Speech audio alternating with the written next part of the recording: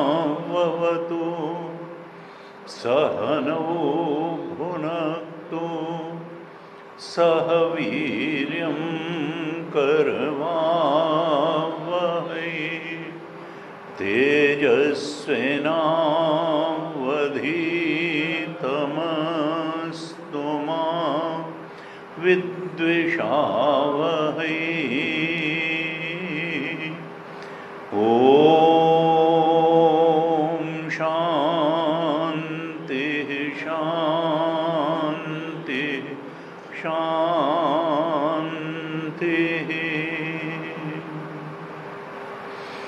सदाशिवसमारम्भां शङ्कराचार्यमध्यमाम् अस्मदाचार्यपर्यन्तां वन्दे गुरुपरम्पराम्।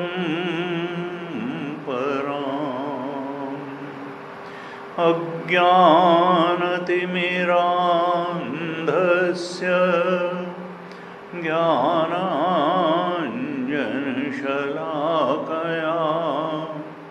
चक्षुरुन्मीलितं येन तस्मै श्री गुरवे नमः। तस्मै श्री गुरवे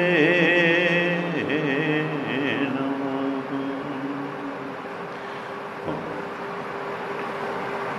सुबह के सत्र में हम रमण महर्षि कृत उपदेश सार ग्रंथ पर विचार कर रहे हैं।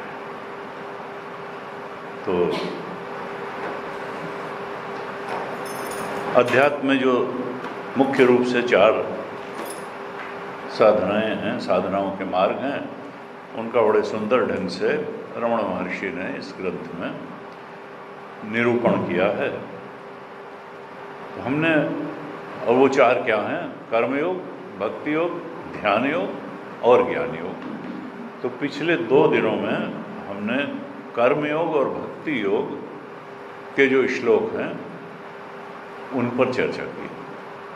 ग्रंथ में कुल 30 श्लोक हैं, जिनमें प्रथम 3 कर्मयोग से संबंधित हैं, उसके बाद के 7 भक्ति योग से संबंधित हैं, फिर 11 से 16 तक जो श्लोक हैं वो ध्यान योग से संबंधित हैं, और 17 से 30 श्लोक तक फिर जो अंत के 14 श्लोक हैं वो ज्ञान योग से संबंधित हैं। तो हम कुछ श्लोकों का पाठ कर लेते हैं, उसके बाद फिर चर्चा करेंगे। हम भक्ति योग के 7 श्लोकों पे कल चर्चा कर चुके हैं, लेकिन फिर भी इनका एक बार पाठ कर लेते हैं तो स्मृति में आ जाएगा, और फिर ध्यान योग के श्लोकों तक भी पाठ करेंगे। मैं पाठ करूंगा, आप दोहराइए। 4थे श्लोक से पाठ करेंगे। श्लोक संख्या 4 से पाठ करेंगे। अब काय वांग मनः कार्यमुत्तमम्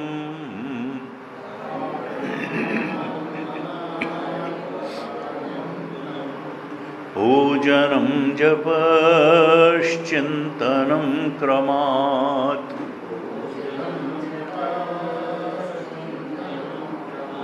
जगतैषधीयुक्तसेवनम्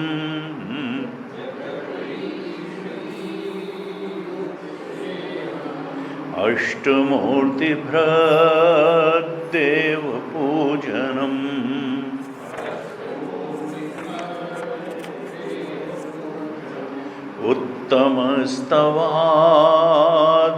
उत्तमस्तवादुच्चमन्दतः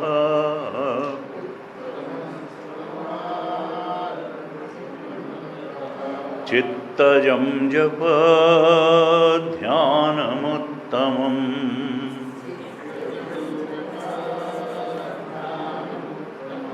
आज्यधारया स्रोतसा समम्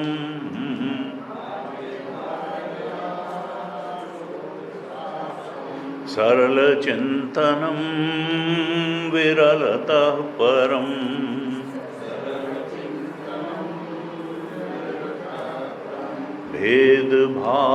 भेदभावनात् सोऽहमित्यसौ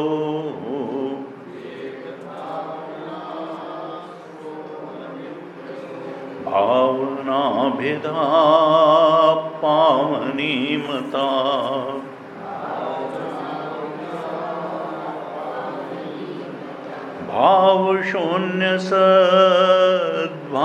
भावशून्यसद्भावसुस्थितिः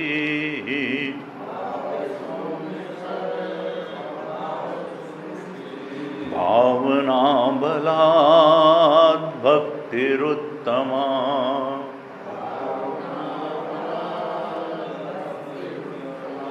रस्थले मनः स्वस्थता क्रिया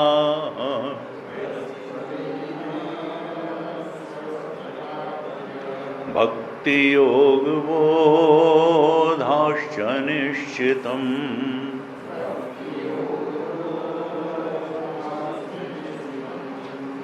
वायुरोधनाल्लीयते मनः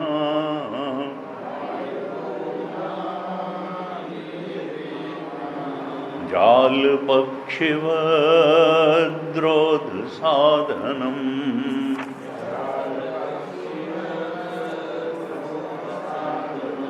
चित्तवायवश्चित्क्रियायुता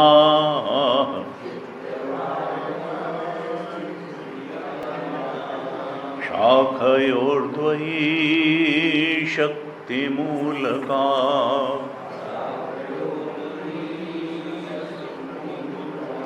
लयविनाशिने उभयरोधने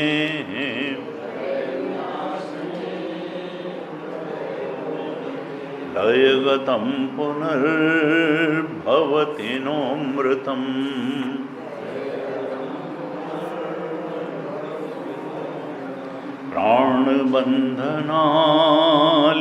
प्राणबन्धनाल्लीनमानसम्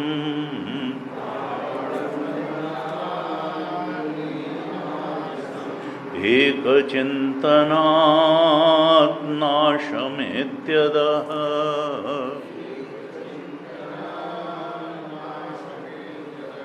नष्टमानसोत्कृष्टयोगिनः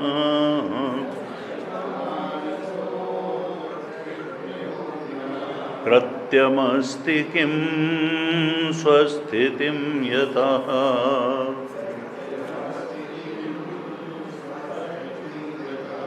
दृश्यवारितं चित्तमात्मनः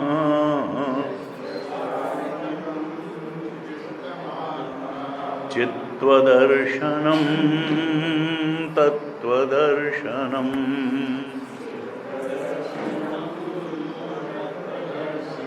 चित्त्वदर्शनं तत्त्वदर्शनम्।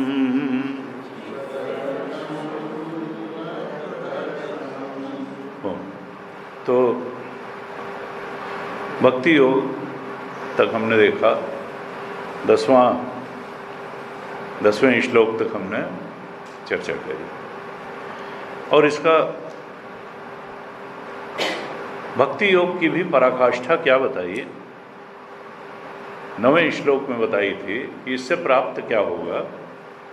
भाव पहले भेद भावना से भक्ति बताई थी, फिर अभेद भावना से भक्ति बताई थी, और फिर कहा ये भेद और अभेद भावना से जो भक्ति है इसका भी फिर परिणमन, शुभ परिणमन कहाँ होता है, ये कहाँ जाकर के पूर्णता को प्राप्त हो जाती है। भेद भावना की भक्ति और अभेद भावना की भक्ति, कहा सद्भाव सुस्थिति, अस्तित्व मात्र के बोध में ये जाकर के पूर्ण हो जाती है। इसी को पराभक्ति कहते हैं। इसी को तुलसीदास जी ने कहा ज्ञानी ही भक्ति नहीं कछु भेदा, उभय हरई भव संभव खेदा। यानी स्टार्टिंग पॉइंट अलग अलग हो सकता है भक्ति का, ध्यान का, ज्ञान का, लेकिन जो उससे अंतिम प्राप्ति होगी वो एक ही होगी। भक्ति भी जब भेद भावना की भक्ति, यानी नाम रूप लीला गुण धाम के स्मरण रूपी भक्ति, और अभेद सो अहम इति असौ, ये अभेद भावना की भक्ति बताई थी कि जो परमात्मा का स्वरूप है वही मेरा भी स्वरूप है। दोनों में एकत्व जो है जान करके उनकी भक्ति करना, एकत्व जान करके भक्ति करना, ये अभेद भावना की भक्ति थी। और भेद भावना की भक्ति गहराएगी तो अभेद भावना की भक्ति बनेगी, और जब अभेद भावना की भक्ति भी अपनी पूर्णता को प्राप्त होगी तो अब क्या होगा, अब आत्मबोध हो जाएगा। सद्भाव सुस्थिति, जो हमारा अस्तित्व है, आत्मस्वरूप है, उसी में दृढ़ स्थिति हमको प्राप्त हो जाएगी।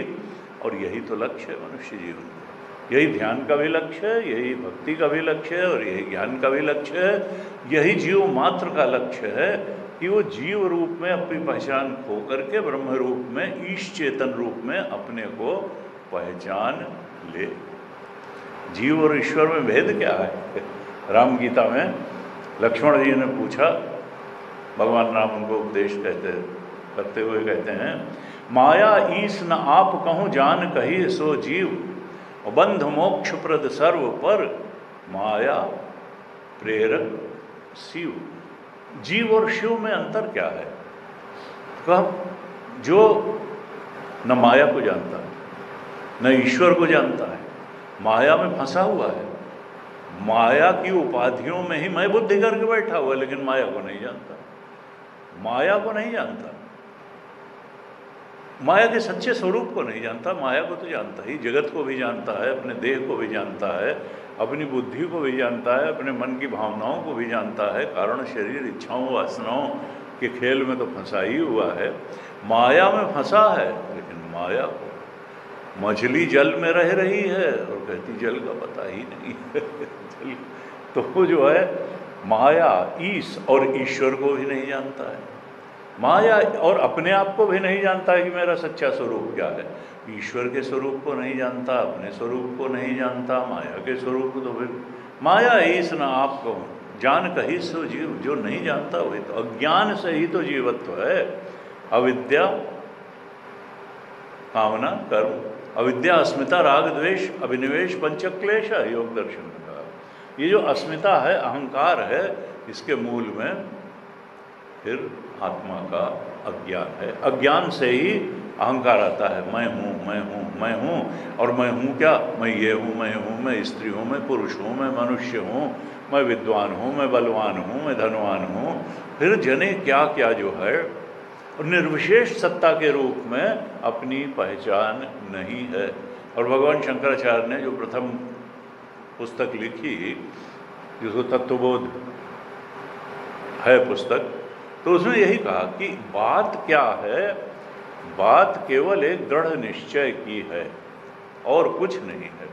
आज हम ये दृढ़ निश्चय करके बैठे हुए हैं कि मनुष्यों हम, पुरुषों हम, स्त्रियों हम, ब्राह्मणों हम, शूद्रों हम तो विद्वानों हम, धनवानों हम, बलवान हम। इस तरीके की जो हमने धारणाएं बना रखी हैं, ये जब हम इनके मिथ्यात्व को जान लेंगे और इस बात में दृढ़ निश्चय और दृढ़ बोध हो जाएगा, विचार करते करते कि नहीं, ये सब ओढ़ी हुई पहचाने हैं, ये हमारी वास्तविक पहचान नहीं है, ये काम चलाऊ पहचाने हैं, वास्तविक पहचान क्या है कि सच्चिदानंद स्वरूप हो हम।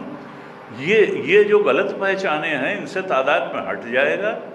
या ये काम चलाओ, ये केवल टेम्परेरी पहचाने हैं, इस मनुष्य जीवन को चलाने के लिए हैं, समाज व्यवस्था के लिए हैं, परिवार व्यवस्था के लिए हैं, समाज व्यवस्था के लिए हैं, लेकिन ये कोई दृढ़ करके हमारी पहचान नहीं। दृढ़ करके क्या है कि सच्चिदानंद स्वरूप हो हम केवल, हमारी सच्ची पहचान क्या है, हम सत्स्वरूप हैं, हम ज्ञान स्वरूप हैं और हम आनंद स्वरूप हैं।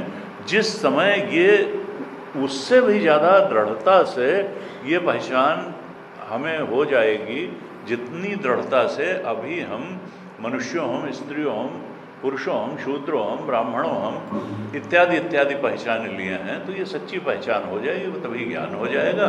और इसी पहचान के हो जाने को ही मुक्ति कहते हैं।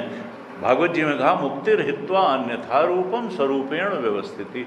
ये जो अन्यथा रूप हमने उसमें सत्य बुद्धि करके बैठे हुए हैं, वो उनसे तादाद में हट जाए, आसक्ति हट जाए, वो केवल एक काम चलाऊ पहचाने रह जाएं, और जो हमारी असली स्वरूपेण स्वरूप जो हमारा है, वास्तव में जो हमारा रूप है सच्चिदानंद स्वरूप, consciousness itself, knowledge itself, truth itself, bliss itself, वो पहचान अगर हो जाए तो यही है अस्तित्व मात्र में सम्यक स्थिति।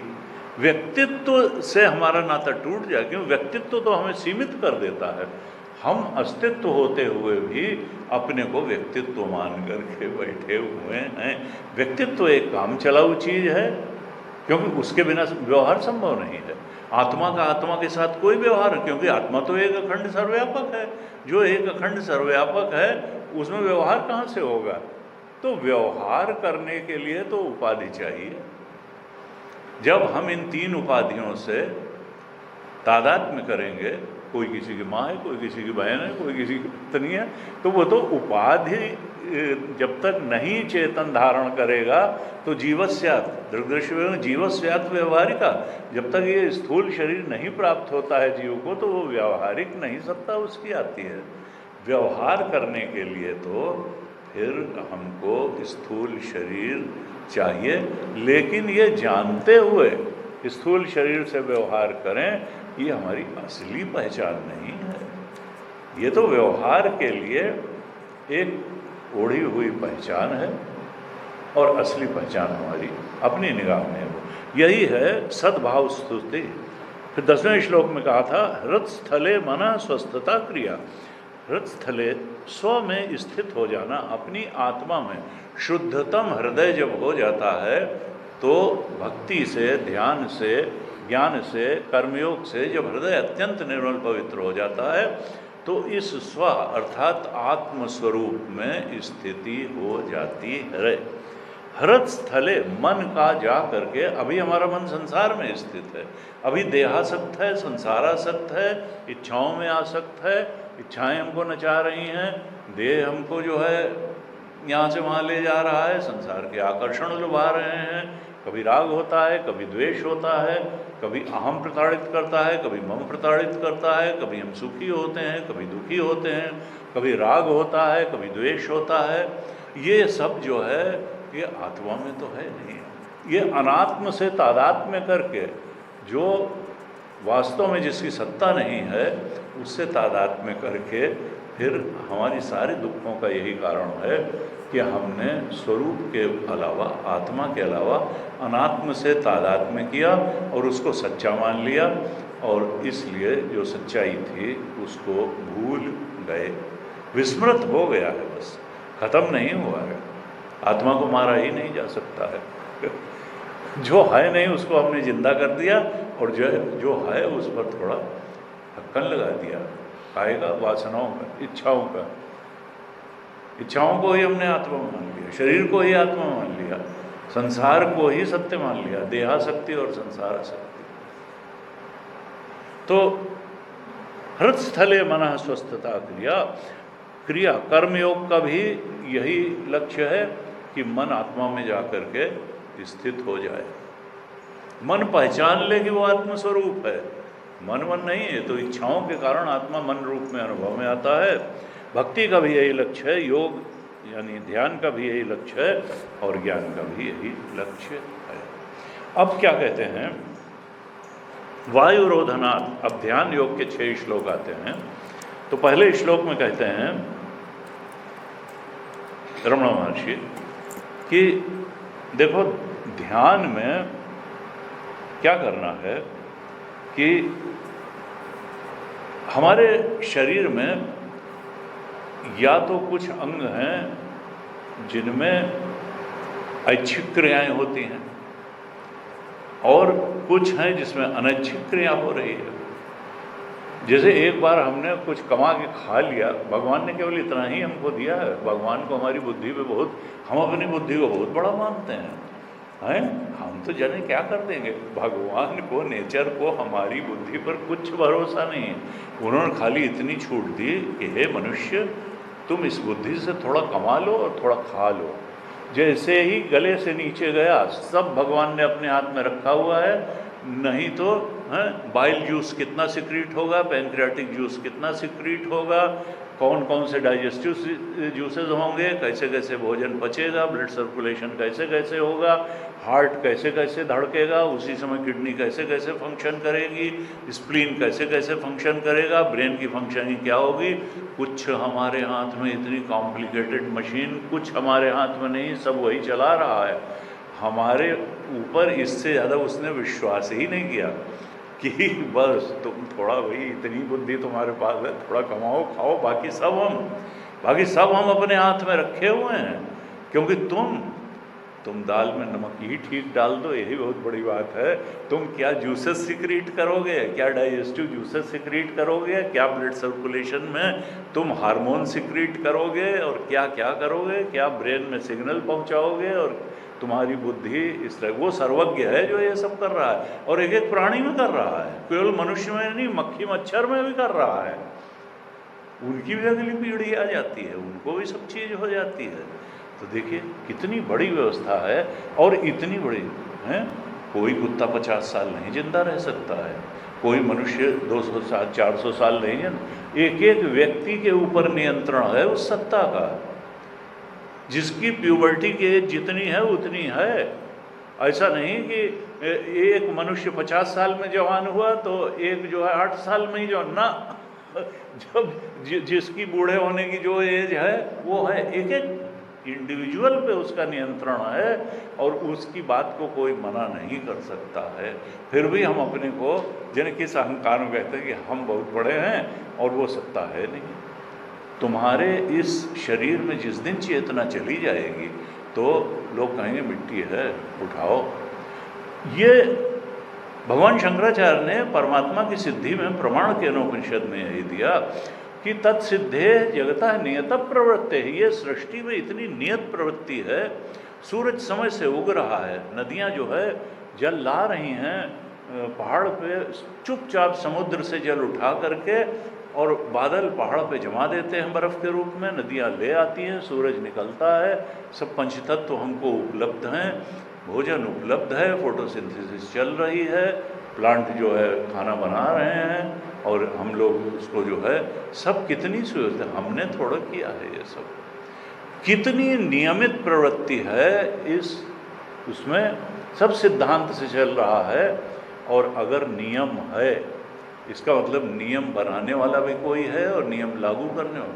हम सड़क पे निकलते हैं और कोई हमसे मार करके न कपड़े उतरवाता है न पैसे छीनता है, इसका मतलब कि कहीं एसएसपी बैठा हुआ है और कहीं कलेक्टर भी बैठा हुआ है, अगर लॉ एंड ऑर्डर मेंटेन है। इसी तरह प्रकृति का लॉ एंड ऑर्डर अगर मेंटेन है तो कोई परमात्मा है, कलेक्टर वो 50 कलेक्टर के बराबर बैठा है, 50 डीएसपी और उसके बराबर बैठा हुआ है, उसको कोई मना नहीं कर सकता है। नियम बनाना भी है और नियम चला भेजने वाला भी है, और नियम चेतन सत्ता ही चला सकती है, वो ज्ञानात्मक सत्ता है। हमारा ये शरीर जब चल रहा है थोड़ी बुद्धि से तो वो तो सर्वज्ञ है। हम अपने को इंटेलिजेंट मानते हैं तो वो इंटेलिजेंट नहीं, वो omniscient है, वो तो सर्वज्ञ सत्ता है जो इतनी बड़ी सृष्टि को नियमित रूप से चला रही है। तत्सिद्धे जगता नियत प्रवृत्ति है। यहाँ पर कहा, लेकिन कुछ एक्शंस ऐसे हैं जो वॉलंटरी हैं, कुछ हमारा डाइजेशन हमारे हाथ में नहीं है, हमारा ब्लड सर्कुलेशन हमारे हाथ में नहीं है, ब्रेन की फंक्शनिंग हमारे हाथ में नहीं है, लिवर की फंक्शनिंग हमारे हाथ में नहीं है, कुछ नहीं है। लेकिन एक चीज़ है, वो है फेफड़ा। ये जो फेफड़ा है, ये हम अगर इस पर ध्यान न दें तो भी सांस चलती रहती है, और अगर हम ध्यान दें तो हम सांस की गति को अपने हिसाब से भी चला सकते हैं। ये एक अंग ऐसा है, लंग्स जो हमारे हैं, इनमें स्वाभाविक रूप से भी श्वासोच्छ्वास चलता रहेगा, इनहेल एक्सहेल होता रहेगा, अगर हम ध्यान न दें तो भी। और हम अगर ध्यान न दें तो ये इनहेल करने और एक्सहेल करने के टाइमिंग को हम नियमित भी कर सकते हैं, और वायु को नहीं नियमित करते हैं। असल में जिस शक्ति से फेफड़े संकुचित और प्रसारित होते हैं, उस शक्ति को हम नियमित कर सकते हैं। हम चाहें तो ज़्यादा देर तक इनहेल करें। प्राणायाम में यही तो होता है कि वही बिल्कुल 1 4 2 राजयोग का प्राणायाम जो बताते हैं कि 5 सेकंड में अगर आप सांस लीजिए तो फिर 20 सेकंड तक उसको रोकिए और 10 सेकंड में निकालिए, और ये साइकिल बढ़ाते जाइए। धीरे धीरे जो है 10 सेकंड में इनहेल करिए, 40 सेकंड तक रोकिए और 20 सेकंड में बाहर निकालिए। ऐसे 5-6 आवृत्तियाँ कर लीजिए तो उसका। तो ये जो प्राणायाम की प्रक्रिया है, ये उस जीवनी शक्ति जो प्राण शक्ति हमारे अंदर है, फेफड़े के माध्यम से उस प्राण शक्ति पर नियंत्रण करने की प्रक्रिया है प्राणायाम। और कहते हैं प्राणायामेन देह दोषात निवृत्ति है। ये भागवत जी में है, प्राणायाम करने से देह के दोषों की निवृत्ति हो जाती है। इसलिए प्राणायाम की इतनी चर्चा भी है और बहुत सार्थक है। इससे जो है देह के दोषों की निवृत्ति हो जाती है। तो यहाँ पे कहते हैं वायुरोधना लियते मना, जब हम प्राण शक्ति का नियमन करते हैं, यानी अपने हिसाब से हम फेफड़ों का संकुचन और प्रसार करते हैं, इनहेल और एक्सहेल करते हैं, तो मन जो है वो लीन होने लगता है, मन शांत हो जाता है। क्योंकि मन का और सांस का बड़ा गहरा संबंध है। व्यक्ति जब विकारों से भरता है, काम क्रोध लोभ मोह मद मत्सर भय, तो सांस तेज हो जाती है।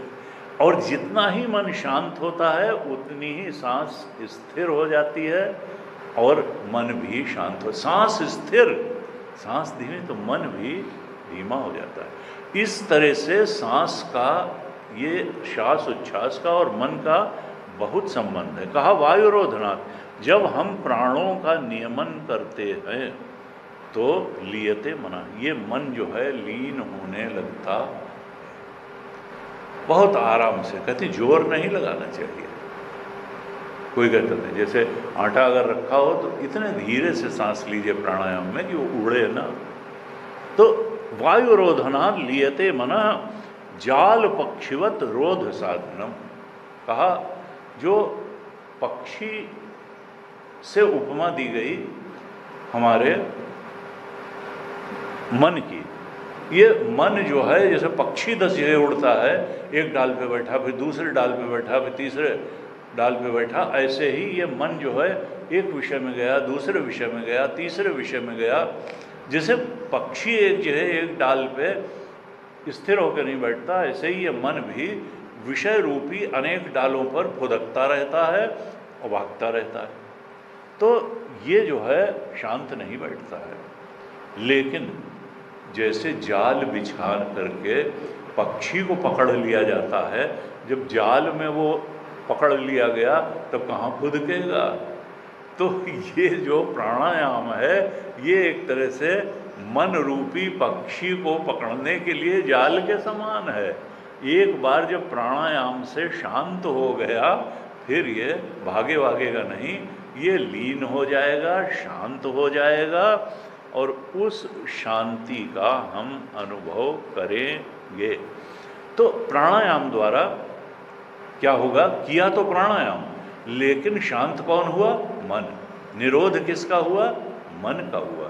मन जो है लीन हो गया, अब ये विषयों में, संसार में इधर उधर भाग नहीं रहा है, शांत हो करके बैठ गया। तो प्राणायाम द्वारा कहते हैं मन को शांत कर लो, मन को विजय करो, या शांत करने का ये है तरीका कि तुम जो है प्राणायाम करो, इससे मन जो है उसी प्रकार शांत हो जाएगा जैसे पक्षी जाल में फंसने के बाद शांत हो। एक तरह फंसाने की तरकीब है, क्योंकि मन जो है यही तो हमारे बंधन और मोक्ष का कारण है। मन एवं मनुष्याणाम कारण। मन अगर हमारे कहे में आ जाए, हम मन के मास्टर हो जाएं, तो यही तो आध्यात्मिक उपलब्धि है कि be master of your mind, not slave of your mind. जब हम मन की गुलामी करते हैं तो ये हमें नचाता है। जो अगर हम मन के मास्टर हो जाएं तो फिर ये हमको अपने रास्ते नहीं चला पाएगा, हम इससे काम लेंगे, टूल हो जाएगा हमारे लिए। इस तरह से बताया 11वें श्लोक में। अब ये ध्यान योग की पहली बात तो बताई प्राणायाम। असल में अष्टांग योग में जो अपूर्वता ली है इन्होंने, भगवान ने, वो प्राणायाम की ही ली है, क्योंकि प्राण को नियंत्रित किया। प्राण शक्ति है हमारे अंदर, और फेफड़े के संकुचन प्रसार के रूप में वो प्राण शक्ति जो हमारे नियंत्रण में हो सकती है अगर हम ध्यान दे करके श्वास उच्छ्वास को नियंत्रित करें। तो ये भगवान ने एक बड़ी अच्छी चीज़ हम लोगों को दी है कि हम इस शक्ति को, प्राण शक्ति का नियमन कर सकते हैं श्वास उच्छ्वास के माध्यम से। और देखिए रामदेव जी और बहुत सारे तरीके के प्राणायाम हैं, कपालभाति भी है, अनुलोम विलोम भी है, और उद्गीत प्राणायाम भी है। सबके अपने फायदे हैं। लेकिन एक रमण महर्षि इस तरह से भी बताते हैं कि प्राणवीक्षण, आप कुछ न करिए, बस सांस की आती जाती गति को देखते रहिए। एक भी सांस अननोटिस्ड ना अंदर जाने पाए ना बाहर जाने पाए। Be observer of your own inhale and exhale, दृष्टा मात्र हो करके रह जाइए श्वास और उच्छ्वास के। तो ये देखते देखते ही मन शांत हो जाएगा, क्योंकि दृष्टा जो है वो जब मन के भागते हुए मन और भागते हुए विषयों का दृष्टा होता है तो दृष्टा भी परेशान हो जाता है। तो जब हम केवल देखने वाले रह जाएंगे, श्वसन क्रिया को देखने वाले रह जाएंगे, तो धीरे धीरे मन लीन हो जाएगा, क्योंकि मन और प्राण का बहुत संबंध है। क्या संबंध है मन और प्राण का, ये 12वें श्लोक में बताते हैं। क्या कहते हैं? चित्तवायवः चित्त क्रिया युताः शाखयोर्द्वयी शक्ति मूलका। चित्त और वायु, चित्त का मतलब मन, अभी मन, और वायु का मतलब प्राण। अभी जैसे प्राणायाम में चित्त, मन और वायु, प्राण, प्राण के नियमन से मन के नियमन की बात 11वें श्लोक में बताई। वही कह रहे हैं कि चित्त यानी मन और वायु का मतलब प्राण। जो मन और प्राण हैं, चित्त क्रिया युता है। मन जो है वो ज्ञान शक्ति से वाला है। मन का मतलब यहाँ अंतःकरण ले लें, बुद्धि भी उसमें आ जाएगी। तो मन जो है चेतन है, मन में ज्ञान शक्ति है, और प्राण में क्या है? क्रिया शक्ति है, ऊर्जा है, क्रिया शक्ति है। कहते हैं ना बड़े ऊर्जावान हैं। तो प्राण हमको, प्राण शक्ति हमको ऊर्जावान बनाती है, और मन हमको, मन की ज्ञानात्मक सत्ता है, जिसका अंतःकरण में चेतना जितनी विकसित होगी, जितना चैतन्य, उसकी अंडरस्टैंडिंग पावर उतनी हो जाएगी, उसकी समझदारी उतनी हो जाएगी, जिसका मन जितना सात्विक होगा, सूक्ष्म होगा, वो बारीक बातों को भी समझ लेगा, जल्दी समझ लेगा, धारण भी कर लेगा, और वक्त पे उनसे काम भी ले लेगा। तो मन क्या है?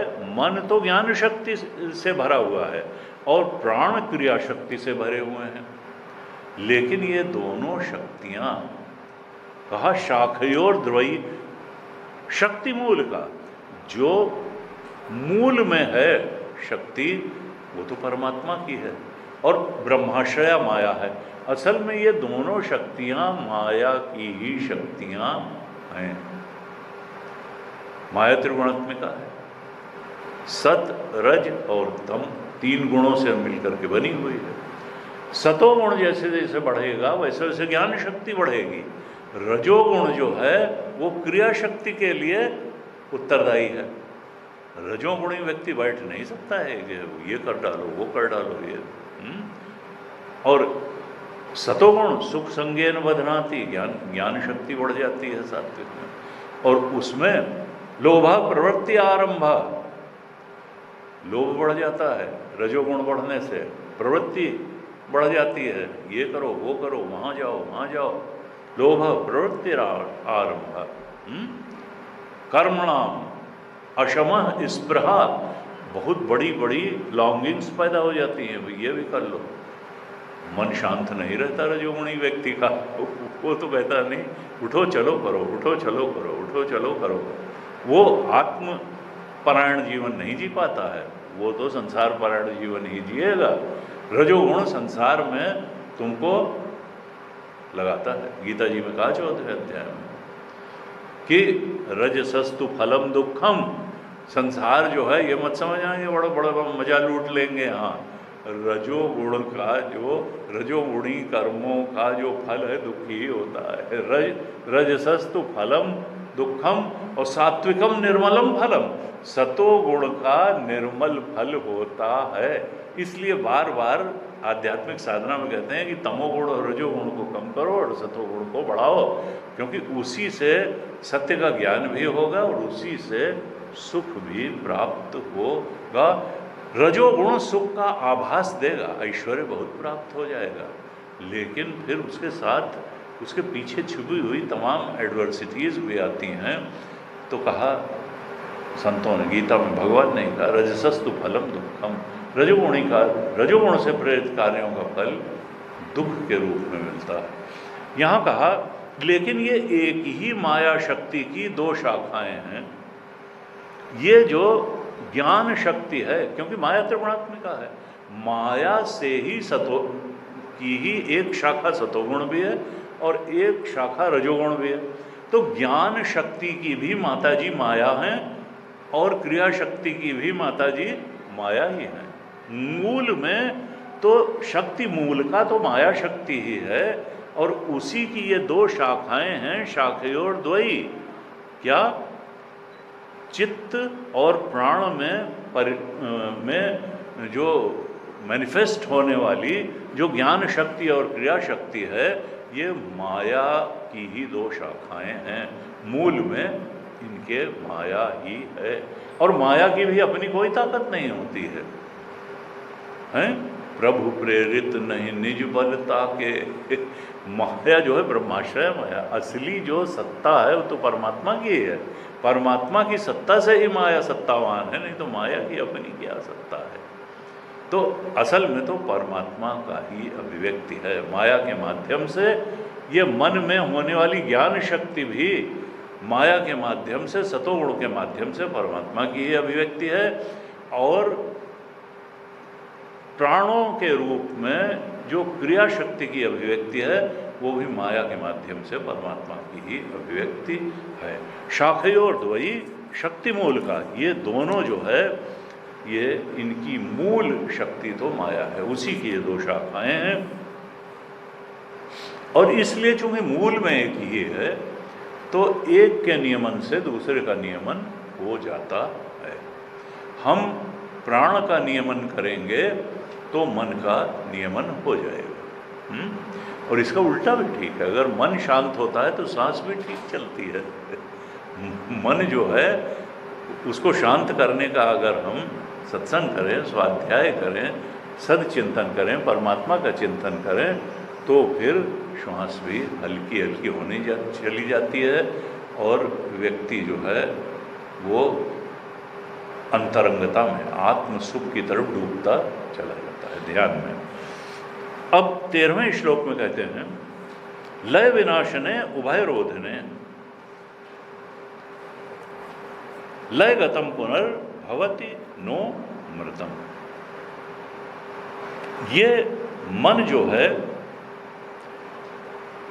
इसका जब हम प्राणायाम करते हैं तब क्या होता है, मन का लय हो जाता है। जब हम बिल्कुल रिदम में सांस लेना शुरू करते हैं, बिना किसी जोर दबाव के रिदम में एक सांस लेना शुरू करते हैं, तो मन सांस जैसे जैसे शिथिल होती है, प्राण वीक्षण देखते रहे, सांस हल्की पड़ेगी, हल्की पड़ेगी, हल्की पड़ेगी, और मन भी शांत होगा, शांत होगा, शांत होगा, और यहाँ तक शांत हो जाएगा कि लगेगा कि मन जो है लीन हो गया, मन है ही नहीं, जैसे मन लय हो गया। तो उस समय हमको बहुत अंदर से ध्यान में शांति अनुभव होती है। लय, तो ये हुई मन के लय की अवस्था। और दूसरी अवस्था क्या होती है मन की, विनाशिने, मन का नाश हो गया। एक स्थिति है मन का लय हो जाना, और दूसरी स्थिति है मनोनाश। मन का क्रमशः लय भी होता है और मन का नाश भी हो जाता है। कैसे? प्राण और चित्त का नियमन करने से।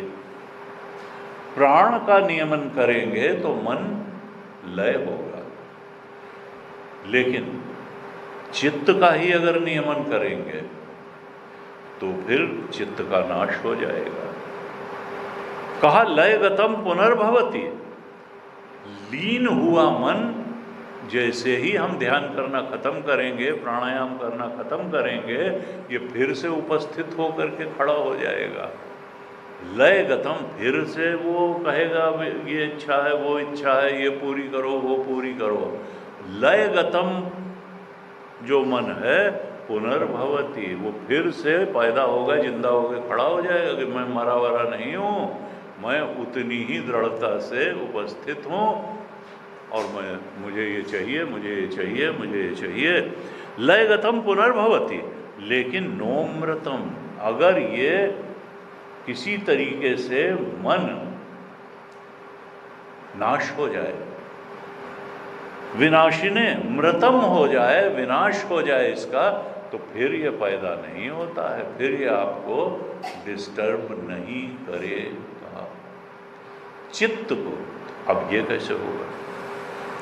कहा कि देखो, तो मन का जो है प्राण का निरोध करने से, वायु रोधने मन का लय हो जाता है, लेकिन मनोनाश नहीं होता प्राणायाम से। अब मनोनाश कैसे होगा? वो ज़्यादा बड़ी चीज़ है। लय होना तो ठीक है, थोड़ा शांति हमको मिल गई, मन थोड़ी देर के लिए शांत हो गया, लेकिन फिर आत्मबोध के लिए मनोनाश आवश्यक है। नहीं तो ये आत्मा के ऊपर एक कवरिंग बनाए रहेगा, बार बार उठ करके आपके ही आत्मस्वरूप को ढकेगा और अपने को ही आत्मा बताएगा, अपने को ही सत्य बताएगा। तो आत्मबोध के लिए, परम सत्य के बोध के लिए, अपने निज स्वरूप में स्थित होने के लिए मनोनाश बहुत आवश्यक है। केवल मन के थोड़ी देर के लिए लय हो जाने, निरोध हो जाने से नहीं करेगा। इसलिए प्राणायाम कोई अंतिम बात नहीं हो सकती है। प्राणायाम से एक शुरुआती फायदा हो सकता है कि मन शांत हो जाएगा, वो शांत मन अच्छी अच्छी बात ग्रहण कर लेगा। लेकिन अब मनोनाश कैसे होगा, ये बात बताते हैं कि इसके लिए क्या करना पड़ेगा। प्राणायाम से नहीं होगा, बल्कि मन का सीधे सीधे निरोध करना पड़ेगा। ये जो है, ये कैसे होगा? कहा ये समझदारी से होगा, ये मन की वर्किंग को समझने से होगा। क्योंकि मन चाहता क्या है? सुख ही तो चाहता है। और हम इस भ्रांति में पड़े हैं कि मन की मांग को जितना ही हम पूरी करते रहेंगे, उतना ही ये सुखी होता रहेगा। तो इसलिए हम दिन पे दिन, हफ्ते पे हफ्ते, महीने पे महीने पूरा जीवन मन की मांगों को पूरी करने में ही निकाल देते हैं और फिर इसी मान्यता में जीते हैं कि मन की मांगें पूरी करते रहो तो सुखी बने रहोगे। और मन की मांग क्या होती है?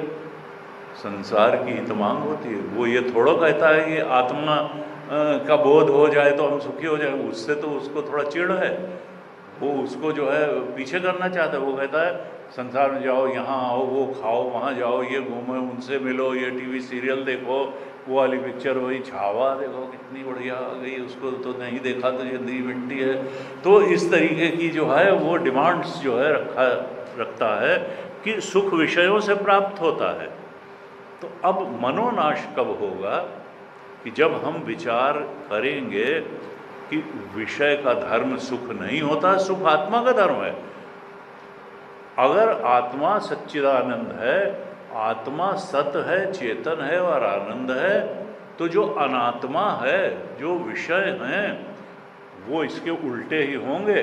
जैसे आत्मा का उल्टा अनात्मा है और आत्मा सत चित आनंद है, तो संसार और संसार के विषय असत्य भी होंगे हैं, और वो अचेतन भी होंगे। जड़ तो है ही है, तो देखते ही है। क्या टिक्की हो, समोसा, कोई चेतन थोड़ो है, नहीं तो खा के दिखाओ, भाग खड़ा होगा समोसा धोने से कि हमको कैसे भाग खा रहे हो। तो जो जानवर भी आदमी खाता है चेतन, तुम मार के ही तो खाता है, नहीं तो तुम खा लो फिर जानवर को, जिंदा जानवर को, तुम ही को खा लेगा। तो जो है तो सत है, चेतन है आत्मा, तो जगत जो है विषय असत भी है और जड़ भी है। और ये अगर आनंद स्वरूप है तो फिर जगत दुख रूप भी है। ये बात हम विचार द्वारा जब जानेंगे कि असत जड़ और दुख रूप हैं विषय, तब फिर हम धीरे धीरे मन को समझाने में सफल होंगे कि तुम किस बात की तरफ सुख पाने के लिए भाग रहे हो। अरे सुख आत्मा का धर्म है, सुख विषय का धर्म नहीं है। तुम चीज सही खोज रहे हो लेकिन गलत जगह खोज रहे हो। तुम्हारा हाल क्या है कि जैसे एक बुढ़िया थी, तो वो सुई खोजती थी लैंप पोस्ट के नीचे सड़क पे, तो कोई आया, सदगुरु ही उसको मान लें, और उसने कहा कि मदा ये क्या खोजती हो? उसने कहा सुई खोजती हूँ। कहाँ गिरी थी? उसने कहा घर के अंदर। तो उनका तो फिर लैंप पोस्ट के नीचे क्यों खोजती हो? उनका यहाँ प्रकाश है, घर के अंदर अंधेरा है, तो जहाँ दिखाई दे रहा है वहीं खोजती हूँ। उनका यहाँ नहीं मिले, जो चीज़ जहाँ खोई है वहीं नहीं मिलेगी। तुम प्रकाश को अब अंदर ले जाओ और घर में खोजो तो वहाँ मिलेगी। हमारा भी सुख खोया है अंदर, हम खोजते हैं संसार में, कैसे मिल जाएगा? जो चीज़ जहाँ खोई है वहीं तो मिलेगी। आत्मा जब सुखद स्वरूप है, आत्मा में अगर हम खोजे तो मिल भी जाएगा।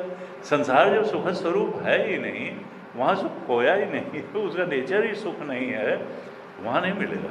तो कहा इस तरीके से ये हमको विचार करना पड़ेगा कि सुख आत्मा का स्वरूप है। अगर हम विषयों में ही सुख की खोज करते रहेंगे तो विषय हमें दुखी करते रहेंगे। शांति का अनुभव उसी को होगा जो अपने स्वरूप का जो अज्ञान है, आत्मा का अज्ञान है, उसको नष्ट करेगा। अज्ञानी मन ही विषयों में भटकता है, नष्ट हुआ मन फिर विषयों में नहीं भटकता है। कल हमने कहा था, नानक देव जी का मन तो ज्योत स्वरूप है। मन को ये समझ में आ जाए कि वो आत्मस्वरूप है, आत्मा ही है जो इन रूपों में प्रकट हो रहा है। इनको टूल की तरह इस्तेमाल करना ठीक है, लेकिन इनमें मय बुद्धि कर लेना और इनको सुखी करना और इन्हीं के रखरखाव में जीवन निकाल देना, नहीं, ये नहीं उद्देश्य है।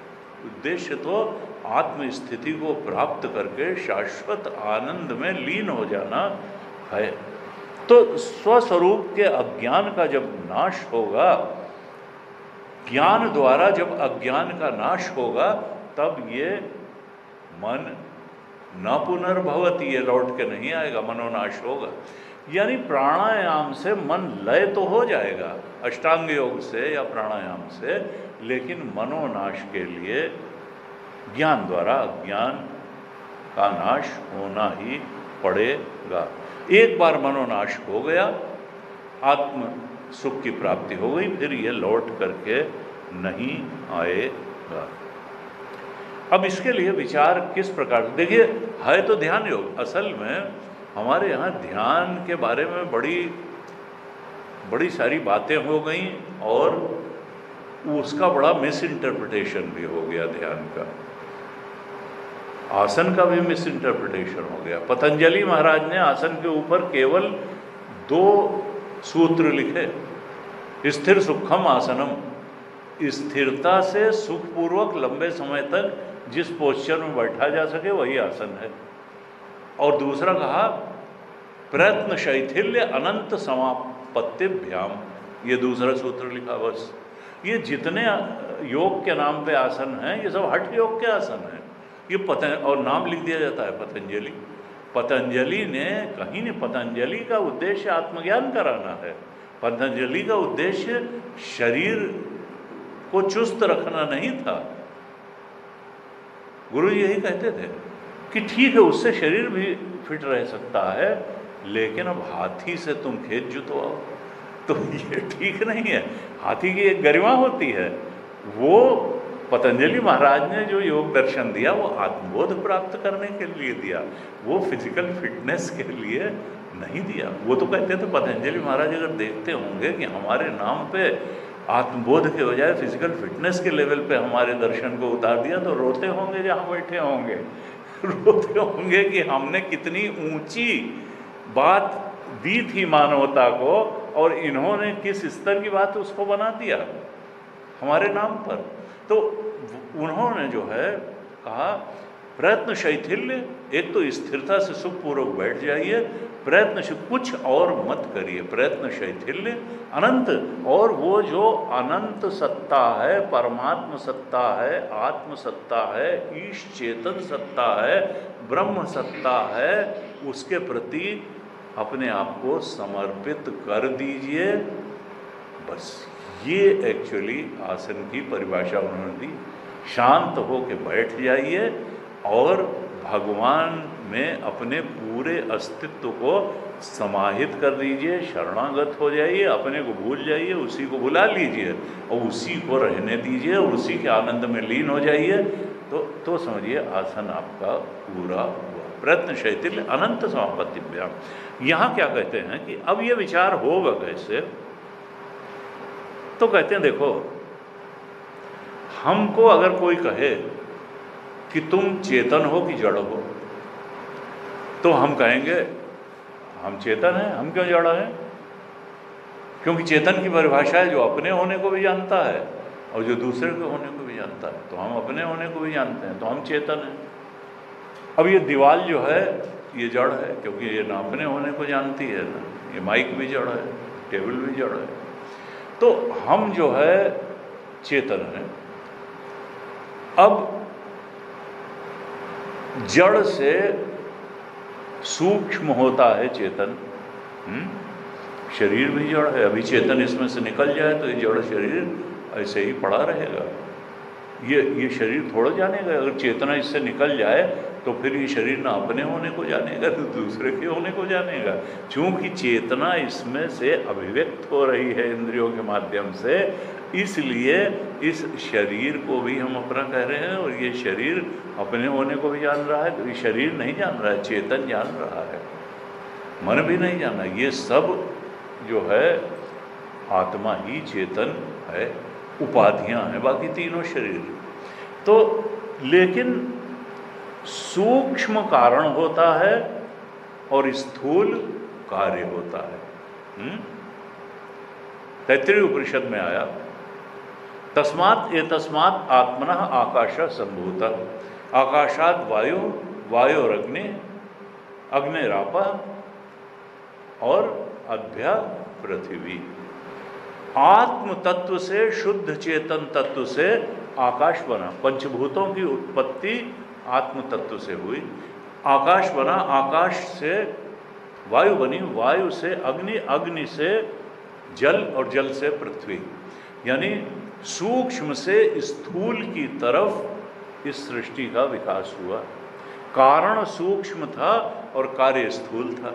सबसे सूक्ष्म कौन है? आत्मा। और सबसे पंचभूतों में स्थूल कौन है? पृथ्वी तत्व। अभी 5 गुण हैं।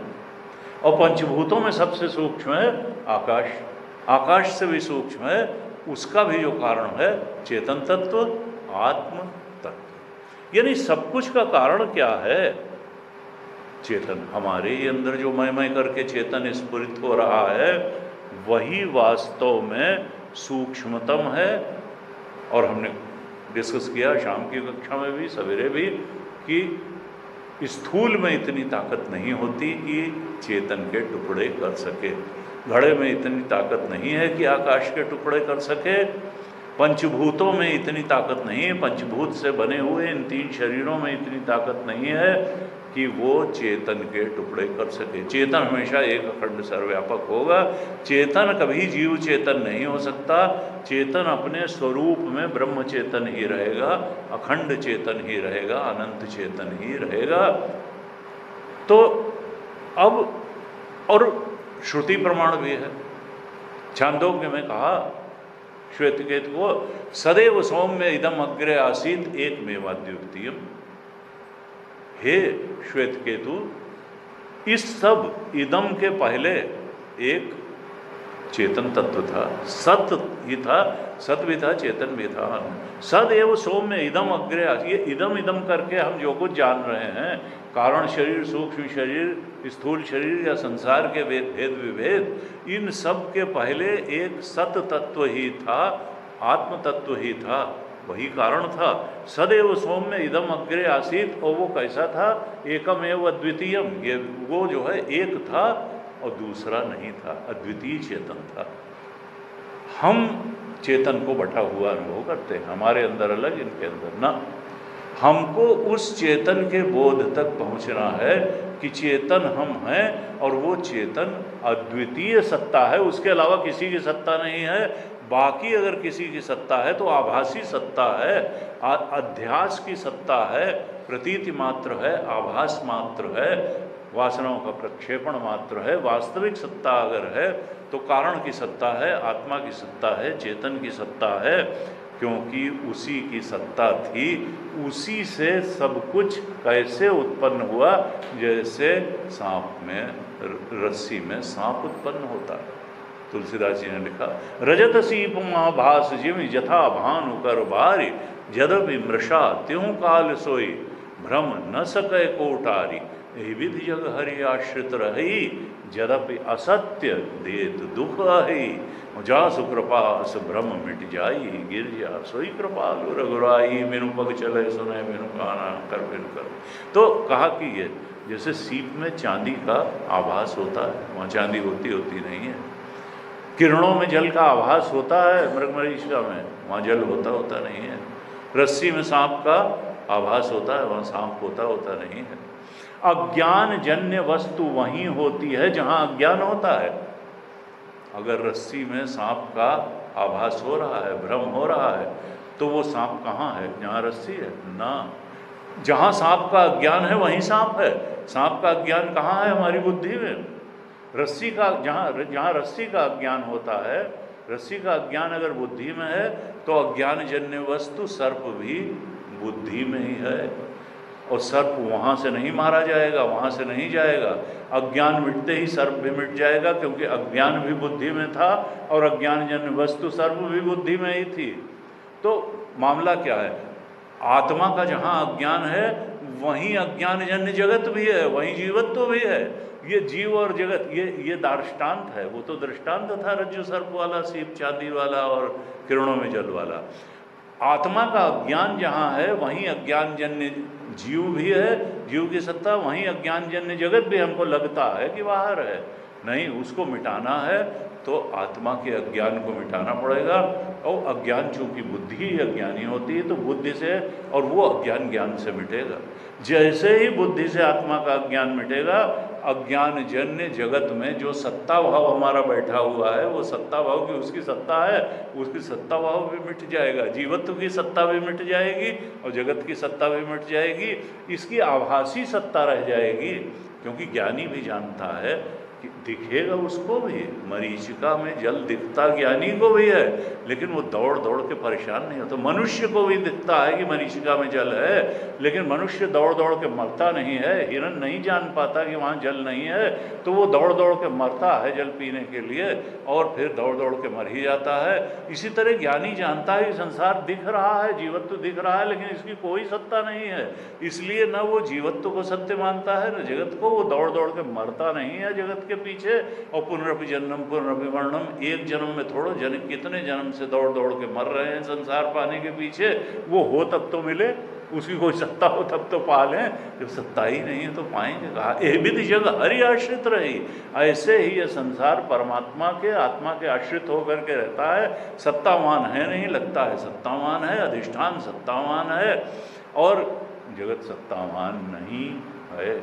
इस तरह से जब हम सोचेंगे तो न मन की सत्ता निकलेगी, न जीवत्व की सत्ता निकलेगी, और न जगत की सत्ता निकलेगी। सत्ता तो आत्म तत्व की निकलेगी, और उस सत्ता में दृढ़ता से प्रतिष्ठित होते ही सारे दुखों की समाप्ति हो जाती है, क्योंकि ये मन ही और मन की इच्छाएं ही हमारे दुख का कारण हैं।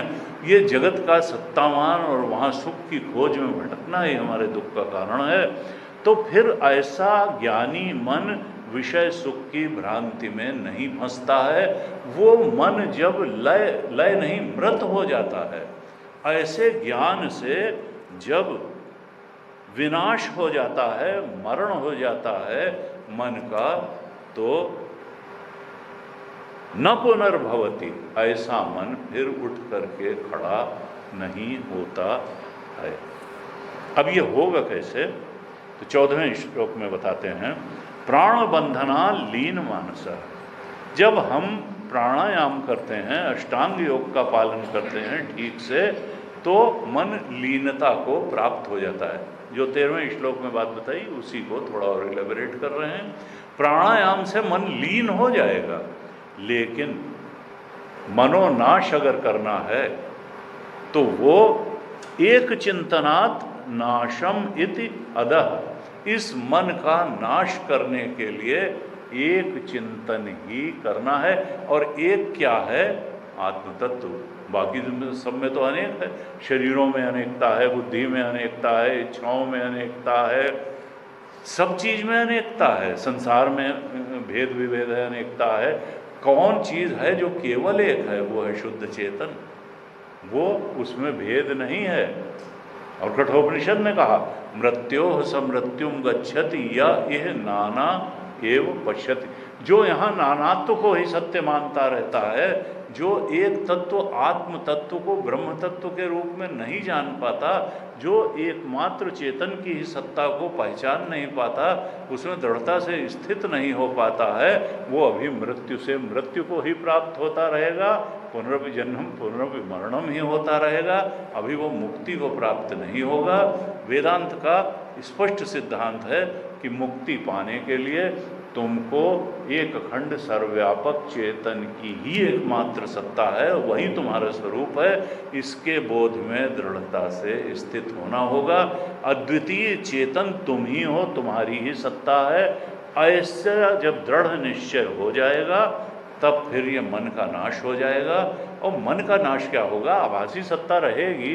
ऐसा नहीं कि ज्ञानी नहीं जानता कि कौन हमारे चाचा जी हैं, कौन हमारी पिताजी हैं, कौन माता जी हैं, कौन पड़ोसी है, कौन अच्छा आदमी है, कौन दुर्गुणी आदमी है, कौन सद्गुणी आदमी है, कौन सी गाड़ी हमारी है। ऐसा नहीं कि यहाँ से ज्ञान प्राप्त करके निकले और किसी भी गाड़ी में बैठ के चल दिए तो फिर वो झगड़ने लगेगा। वो जानता है भाई गाड़ी तो व्यावहारिकता में तो अपने पराये रहेंगे, संबंध भी रहेंगे, लेकिन वो जानेगा कि ये आभासी सत्य है, आभासी सत्ता है, वास्तविक सत्ता आत्म तत्व की है। और इसके लिए मनोनाश करने के लिए कहा, एक चिंतनात्, उस एक आत्म तत्व के चिंतन से, उसके स्वरूप के बोध से ही मन का नाशम इति अदः, इस मन का नाश हो जाता है। इस प्रकार से बताया।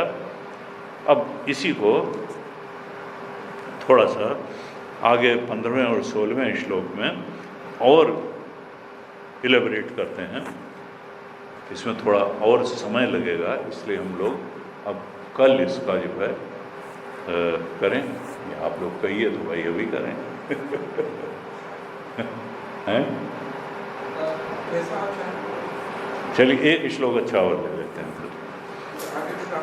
हैं? क्या जी? अभी तो 3 दिन हैं, तो आधे तो हो ही गए, आधे तो। अच्छा एक और ले लेते हैं। चलिए, नष्ट मानसोत्कृष्ट कहा जिसका जब ये मन नष्ट हो गया, लय नहीं हुआ, प्राणायाम से लय होगा और एक चिंतन से मनोनाश हो जाएगा, आत्मबोध हो जाएगा।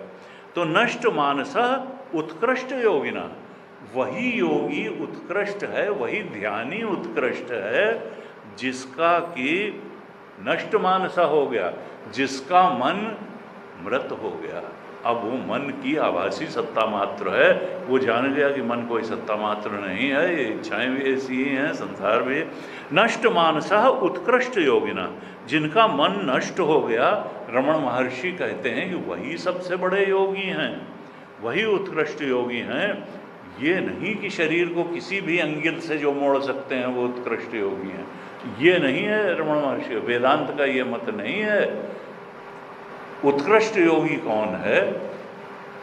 जिसका मन नष्ट हो गया। कृत्यमस्तिकिम स्वस्थितिम यतः, उसके लिए क्या करना अब बाकी रह गया है? कृत्यम अस्ति किम, अब कौन सा काम उसके लिए बाकी रह गया? जिसने मनोनाश जिसका हो गया, जिसने जान लिया कि जीवत्व तो भई आभासी सत्ता थी, संसार भी आभासी सत्ता थी, वास्तविक सत्ता तो चेतन की है और वो अद्वितीय चेतन है, वो ब्रह्म चेतन है, वो परमात्म चेतन है, वही हम हैं और उसी की एकमात्र सत्ता है, बाकी किसी चीज़ की सत्ता नहीं है। तो फिर अब उसके लिए क्या करने? जब वो बड़ा हो गया तो अब क्या गुड़िया खेलेगा, हंसेगा। अगर उसको कोई कहेगा संसार में कोई लक्ष्य बताएगा, उनका जो सबसे बड़ा लक्ष्य था आत्मबोध, ब्रह्मस्वरूप का, वो बोध प्राप्त हो गया, तो अब क्या पाने के लिए करें और क्यों करें? इस पर 100 श्लोक से ऊपर पंचदशी में लिख दिया विद्यारण्य स्वामी। एक श्लोक है, ध्यान दो कि आत्मानं चेद विजानीयात् अयम अस्मि इति पुरुषः किमिच्छन्न कस्य कामाय शरीरम अनुसंजरेत। जब जान लिया कि मैं तो आत्मस्वरूप हूँ, ब्रह्मस्वरूप हूँ, उसी की सत्ता है, आत्मानं चेद विजानीयात्, अपने आप को आत्मस्वरूप में जान लिया। अयम अस्मि इति, वो जिसको मैं ढूंढ रहा था वो तो मैं ही निकला, मैं तो अपने को मैं बाहर ढूंढ रहा था और वो तो अंदर ही मिल गया चेतन है। आत्मानं चेद विजानीयात् अयम अस्मि इति पुरुषः, जब ये जान लेता है कि जिसको ढूंढ रहा था तो वो वही निकला, तो किमिच्छन्न, अब किस इच्छा से वो दौड़, कस्य, किस कामना की पूर्ति के लिए, किस इच्छा से? किमिच्छन्न कस्य कामाय, शरीर पागल की तरह संसार में दौड़ेगा कि ये पालें वो पालें वो पालें, किस इच्छा से और किस कामना की पूर्ति के लिए अब वो भाग दौड़ करेगा। यानी क्या कहा? कृत्यमस, उसके लिए कोई कार्य अब शेष नहीं है। यही है कृतकृत्यता, वो तो कृतकृत्य हो गया। अब कुछ, अब वो बांटने के लिए भले जिंदा है, जो बोध उसको प्राप्त हुआ। कंपैशन बुद्धा, बुद्धि की करुणा बह निकली, ये लोग बिना बात परेशान पड़े हैं, और उन्होंने बोध को, इनलाइटनमेंट जो उसको हुआ उसको बांटने में, लेकिन कोई संसार पाने के लिए नहीं। कृत्यमस्तुकम, तुलसीदास जी ने लिखा, वंश के राह द्विज अनहित कीन है और कर्म की हो ही स्वरूप ही चीन है। वंश के, संत को जो है अनहित करने से वंशनाश हो जाता है। वंश के राह द्विज अनहित कीन है और कर्म की हो ही स्वरूप ही चीन है। जिसको आत्मबोध हो गया, स्वरूप का बोध हो गया, वो अब उसके लिए कर्म, क्या पाने के लिए कर्म करेगा भाई? जो पाना था उसको एक चिंतन से, आत्मचिंतन से आत्मबोध हो गया, तो अब कुछ पाने के लिए तो कुछ करेगा नहीं। हाँ, बांटने के लिए तो स्वतः परमात्मा की प्रेरणा से वो हो जाएगा, लेकिन उसके लिए कोई कार्य करना अब शेष नहीं है। क्योंकि वो अपने चेतन स्वरूप में स्थित है, न वो परिस्थिति में स्थित है, न मन स्थिति में स्थित है, वो तो चेतन स्वरूप में, आत्मस्वरूप में स्थित हो गया। इस प्रकार से ये कहा। इसके बाद में 16वां श्लोक जो है वो 14वें श्लोक का ही थोड़ा इलेबरेशन है। जैसे 14वें में हमने थोड़ी वेदांत के शुद्ध ये श्लोक हैं, इसमें थोड़ा वेदांत की गूढ़ चर्चा करनी पड़ेगी, तो 16वें श्लोक पे हम कल चर्चा करेंगे। 14वें और 16वें पे थोड़ा और इलेबरेट करेंगे, फिर हम ज्ञान योग पे आएंगे। आज ओम पूर्णमदः पूर्णमिदं पूर्णात् पूर्णमुदच्यते पूर्णस्य पूर्णमादाय पूर्णमेवावशिष्यते। ओम शांति शांति शांति। हरि ओम। श्री गुरुभ्यो नमः। हरि ओम।